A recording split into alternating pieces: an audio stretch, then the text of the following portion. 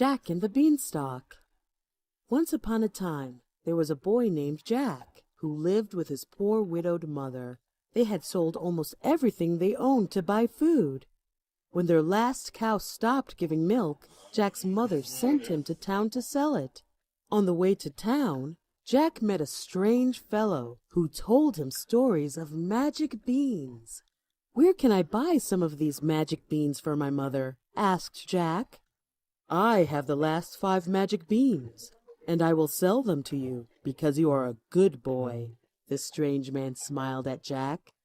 "Well, I have nothing but our old cow, and we need the money I would get by selling her for food." The man replied, "Trust me, my boy. These beans will bring you food and fortune, and your mother will be proud." Jack hesitated, but finally traded the cow for the beans. When Jack returned home, his mother was furious and threw the beans out of the kitchen window, crying. Jack went to bed that night, sad and hungry. He woke the next morning to find a huge beanstalk growing in the garden. "The beans really are magic," he cried. Jack saw that the stalk reached the clouds. He remembered stories about the clouds containing gold and started climbing the stalk to see what he could find. He climbed and climbed. When he got to the top, he saw a huge castle and headed for it. Once inside, he saw a giant man eating his dinner. When the giant was finished, he called his servant to bring him his bag of gold coins. While counting his money, the giant became drowsy and fell asleep. Jack crept up to the giant and stole his bag of gold. He struggled down the beanstalk with his money, and when he got to the bottom, he called for his mother. Jack's mother was very happy because this money was the same money that the giant had stolen from Jack's father many years ago. But she was also afraid. She knew how dangerous the giant was and made Jack promise he would never go back. Well, Jack did promise.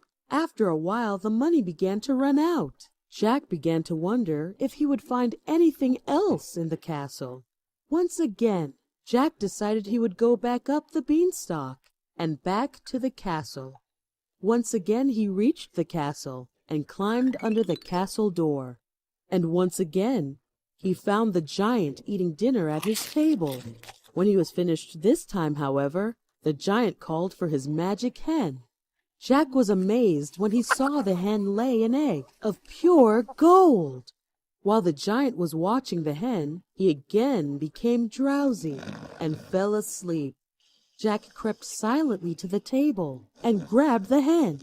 When he returned home, his mother was very angry that Jack had gone back to the castle. She grabbed Jack's axe, intent on cutting the beanstalk down.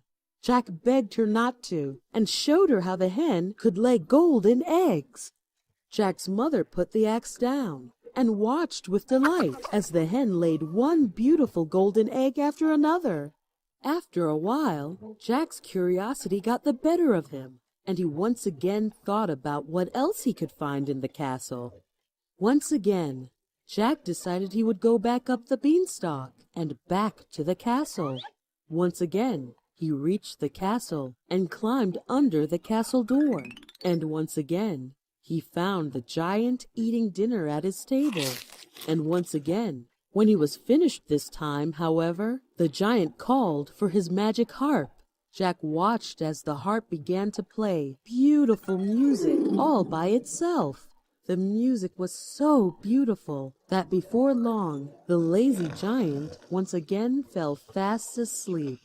Jack crept silently to the table, but as soon as Jack picked up the harp, it began playing very loudly in his strange hands, and the giant awoke. "Fee, fi, fo, fum," yelled the giant, and he chased after the boy and his harp. Jack raced to the beanstalk and slid down. He could feel the stalk shake as the giant began climbing down. Luckily, his axe was nearby, and he began chopping down the beanstalk. The beanstalk shook and cracked under the weight of the giant and Jack's chopping.